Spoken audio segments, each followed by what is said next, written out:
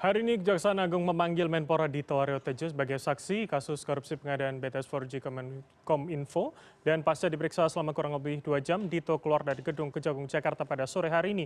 Dan untuk mengetahui bagaimana kondisi terkini di sana, sudah ada rekan kami, korespondensi Indonesia Arya Dita Utama. Selamat malam, Dito. Dito, kita tahu kemudian ada 24 pertanyaan yang ditanyakan kepada Menteri Dito begitu. Apa yang kemudian detail pertanyaan yang diberikan oleh Kejagung pada Dito?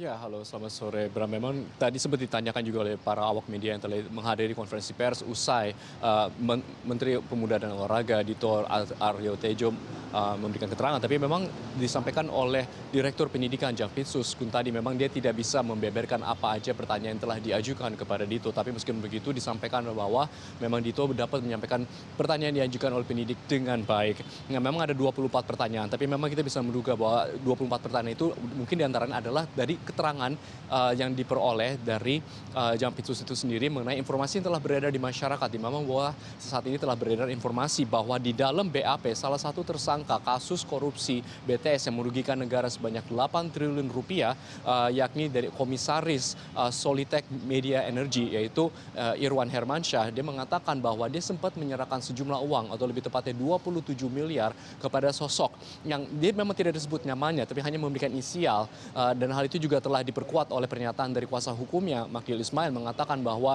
kliennya Irwan Hermawan memang tidak pernah mengatakan siapa sosok yang telah diberikan uang sebanyak 2,27 miliar tersebut pada kurun waktu bulan November sampai Desember tahun 2022 tersebut. Nah, mungkin kita bisa menduga bahwa memang pertanyaan-pertanyaannya yang diajukan oleh penyidik mungkin seputar hal itu. Apakah betul memang Dito menerima uang tersebut? Apakah Dito mengenal dengan sosok Irwan Hermawan itu sendiri dan lain-lain. Tapi memang satu hal yang tadi dipertegas oleh Dirdik Jampitsus sendiri adalah bahwa memang kasus ini tidak terkait dengan kasus korupsi BTS yang merugikan negara sebanyak 8 triliun rupiah, tapi merupakan pendalaman dari Jampitsus sendiri untuk kasus dugaan perintangan penyidikan yang mungkin diduga dilakukan oleh Irwan Hermawan itu sendiri. Nah, memang saat ini pihak Jampitsus sendiri masih masih koordinasi dengan PPATK untuk mencari aliran dana dari uang yang mungkin tadi diserahkan oleh Irwan Hermawan itu sendiri. Tapi memang tadi juga dipertegas oleh Kuntadi, Dirdik Jampitsus Kejagung sendiri, memang kasus ini memang belum tentu ada. Bahkan juga uangnya belum tentu bukan dari hasil korupsi. Tapi memang meskipun begitu, pihak Jampitsus akan terus mendalaminya sehingga memang apakah memang betul ada, maka mereka akan menghadirkan orang-orang yang diduga bertanggung jawab untuk memberikan keterangan dan mungkin untuk dihadapkan di hadapan hukum itu sendiri. Baik, Dito, kalau Anda katakan kemudian memang tidak disebutkan inisial pastinya siapa, lalu mengapa kemudian Dito sebagai staf khusus dari Menko Perekonomian saat itu bisa terlibat begitu? Apa kemudian benang merahnya? Bagaimana dugaan keterkaitannya begitu, Dito?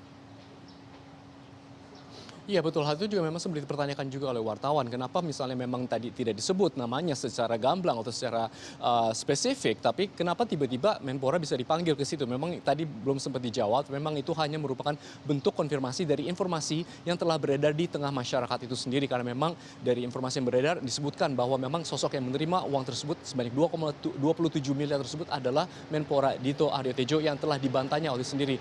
Bahkan tadi memang Dito sendiri mengatakan bahwa memang dia berharap dapat memberikan keterangan lebih awal, tapi memang sempat berhalangan karena memang yang bersangkutan sedang melakukan kunjungan kerja ke Berlin, Jerman dalam rangka Special Olympics, dan kemudian setelah itu ketika tiba dihadapi dengan jadwal libur panjang Idul Adha sehingga baru saat ini baru dapat memberikan keterangan. Tapi meskipun begitu, Dito sendiri mengatakan bahwa dia senang telah memberikan klarifikasi sehingga dia juga bisa meluruskan berita simpang siur yang telah menjerat dirinya sendiri. Selain itu juga Dirdik Kuntadi sendiri mengatakan bahwa memang saat ini pihak Jampitsus sendiri masih terus mendalami kasus ini, dan apakah betul memang keterangan yang disampaikan oleh tersangka Irwan Hermawan itu sendiri memang betul adanya. Kita kembali ke Anda. Baik, terima kasih atas laporan Anda. Rekan kami korespondensi Indonesia Arya Dita Utama melaporkan langsung dari kawasan Kejagung, Jakarta Selatan. Selamat kembali bertugas.